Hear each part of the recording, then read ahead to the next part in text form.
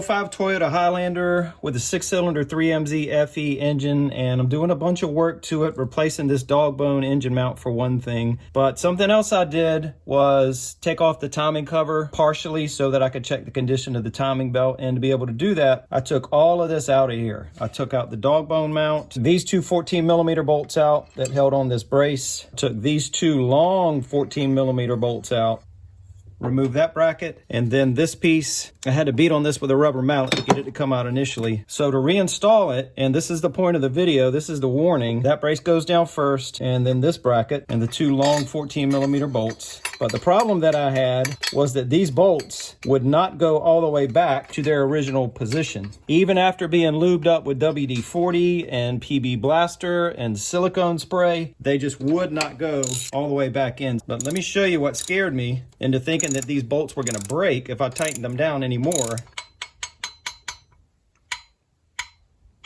Hear that popping? That's as far as I could get them down without them binding up. And that is, again, after lubing the threads on the bolt and the threads down below, and I just could not get either bolt to go further than that without thinking that I was going to break the bolt, and I did not want to do that. So the solution is an easy one.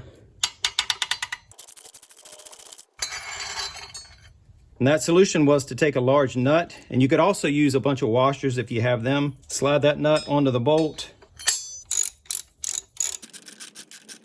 It's going to take up the space that I was left with when the bolt started binding up like that.